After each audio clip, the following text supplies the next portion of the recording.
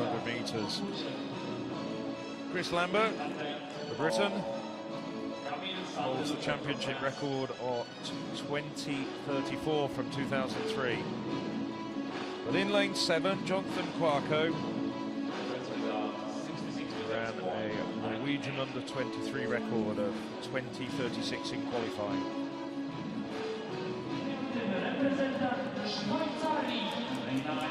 So lane 9, Sylvain Vicky from Switzerland.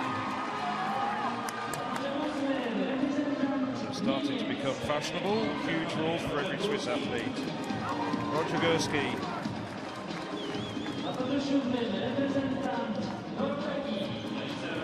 .20:39 Norwegian under-23 record in the semi-finals for Jonathan Kwarko. National record of 20:54 for Jan Volko in the semi-finals.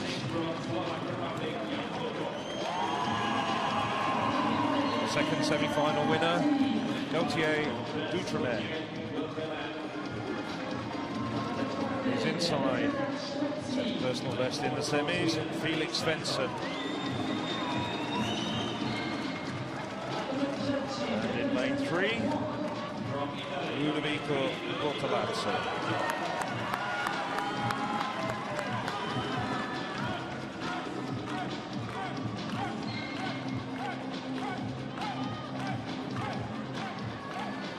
We're still awaiting our first championship record of the day. We had 2 yesterday. I'm wondering whether Lambert's 14-year-old mark can go. He looks as though he's been born to 200-metre running. Kwarko.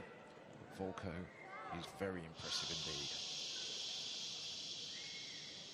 So from the inside, Cortelezzo, Italy, Svensson, Sweden, Dutremel, France, Volko, Slovakia, Kwarko, Norway, Gursky, Germany, and Vicky of Switzerland.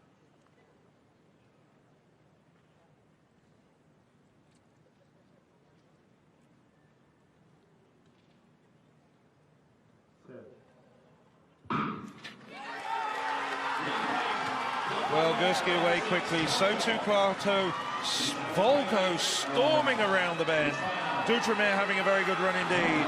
Very evenly matched at the moment. Volko in the lead. Kwarko not showing at the moment. It's Volko streaming away. Gursky coming through. Dutremel on the inside. It's Slovakia, France, Germany. That's the 1, 2, 3. A stunning run by Slovakia's Jan Volko. Well, we've got a timing system malfunction. I hope we can bring you up to date with what actually happened. Well, 20:33, Lambert's record does go. Not just a championship record, but a national record for all ages. Jan Volko takes apart his previous best of 20:54 set in the semi-finals. 20:33. Silver yesterday in the 100 metres. Today he's discovered the Midas touch, and it's gold for Slovakia. Dutremel at this point having a terrific run just inside him, but can't keep pace with the flying Slovakian. Gursky, who ran such a good bend, couldn't quite sustain his speed. Disappointingly, Jonathan Kwarko, who had such a good run in the semi-finals, never really showed after the first 50 metres. This was all about Jan Volko, and a terrific run from the 20-year-old. Well, he got silver medal as well at the European Indoor Championships in March. Silver medal in the 100, but he'll be standing on top of the podium at tomorrow's victory ceremony. Down in 9th.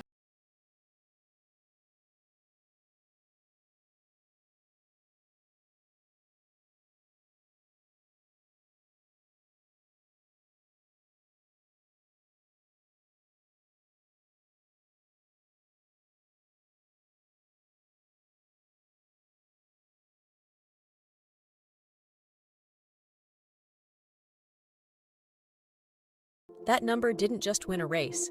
It erased an entire country's sprint history in under 21 seconds. Jan Volko came into this 200 meters final, already holding silver from the 100. Solid, impressive. But in a field packed with athletes who had posted faster season bests over the longer sprint, he wasn't the favorite. France's D'Outre-mer had shown consistency through the rounds. Germany's Gursky had looked sharp. Norway's Kvarku had run a semi-final that turned heads. The expectation was a tight finish, somewhere around 20.6 or 20.7.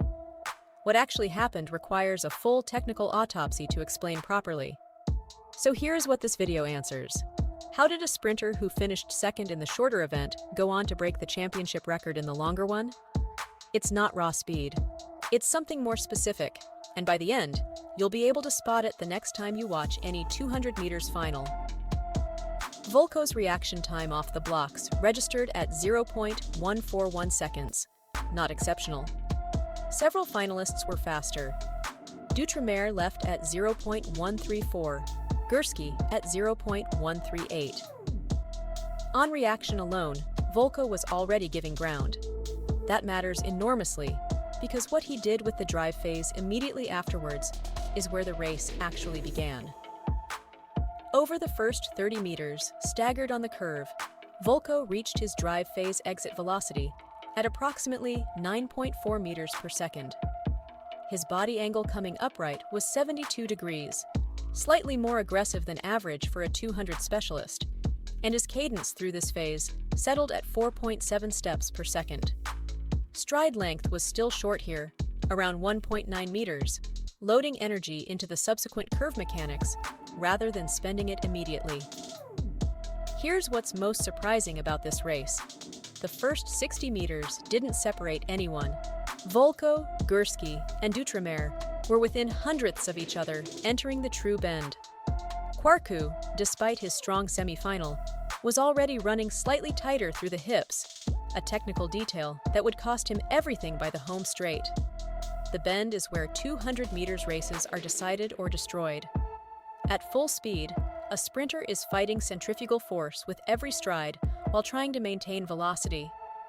The technical solution is a controlled lateral lean, typically 5 to 8 degrees inward, combined with a shortened left side ground contact to redirect force efficiently. Volko's lean through the middle of the curve measured approximately 6.5 degrees. Critically, he held that angle consistently across 60 meters of arc, rather than fluctuating, which is far more demanding than it sounds. Most athletes show a cadence drop of roughly 0.2 steps per second through the tightest section of the bend. Volko dropped by only 0.12. His stride length simultaneously extended from 2.1 meters at bend entry to 2.35 meters at bend exit. Maintaining cadence while lengthening stride produced a curve velocity that peaked at approximately 11.1 meters per second. Gursky peaked at 10.8, D'Outre-mer at 10.9. The gap opening at this point was already 0.07 seconds, invisible to the naked eye, but measurable on the clock. What do you think created that difference? Purely physical power or something in the mechanics? Drop your read in the comments. Now here is the part that restructures the entire race story. Many sprinters who run a technically strong curve then lose it entering the straight. The transition, roughly from 110 meters to 130 meters, is the most mechanically vulnerable phase of any 200.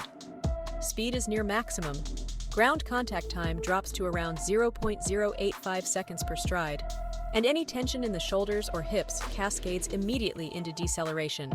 Volko's shoulders at 120 meters showed no visible elevation. His arm drive stayed long, elbow angle maintaining approximately 85 to 90 degrees through the swing. A relaxed upper body in a 200 straight is not an accident. It's the product of months of specific conditioning and race rehearsal, because tension is the body's instinct at maximum effort, and fighting that instinct is a skill entirely separate from raw speed.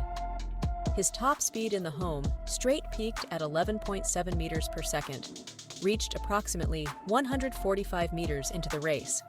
That's the number. Not extraordinary for a world-class 200 in isolation, but what happened after it is what won this race. Between 145 meters and 200 meters, elite sprinters typically decelerate by 0.4 to 0.7 meters per second. Volko's deceleration over that closing section was approximately 0.25 meters per second. He crossed the line still running at 11.45. Dutremere, who had actually matched Volko's top speed briefly around 140 meters, decelerated at the more typical rate and crossed at a pace equivalent to roughly 11.1 meters per second. That difference in speed maintenance over the final 55 meters accounts for almost the entire 0.33-second margin between gold and silver. Worth stating plainly, Kwarku's failure here isn't a mystery. The hip tightness visible from bend entry was a fatigue pattern, not a race day accident. Running a fast semi-final with insufficient recovery time is a tactical miscalculation, and at this level, the body cannot hide it for 200 meters. The delayed scoreboard only sharpened the moment. After Volko crossed the line, a timing system malfunction held back the official result. The stadium waited. Athletes walked off the bend, catching breath, looking at screens that showed nothing. When 20.33 finally appeared, it was already a championship record before anyone had confirmed it aloud. The Slovak national record for all age groups, gone in a single pass. One detail that stayed with me reviewing this race: Volko's knee drive in the final 30 meters was still attacking upward, not collapsing forward, which is the mechanical marker of genuine velocity maintenance. When the knee stops rising and starts rotating forward early, a sprinter is managing fatigue. When it's still driving up, they're still producing force.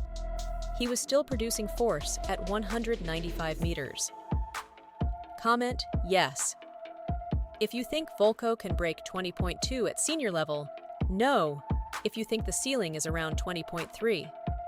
What this race teaches about 200 meters specifically, the event punishes inconsistency, not across races, but within a single one.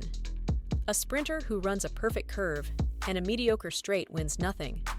A sprinter who runs an average curve and a strong straight wins a different kind of nothing. Volko combined above-average curve mechanics with elite-level speed maintenance in the straight, and those two qualities together produce a time that looks like a different category from the rest of the field. For any future 200 you watch, look for the shoulder height at 130 meters. Look for the knee drive at 180.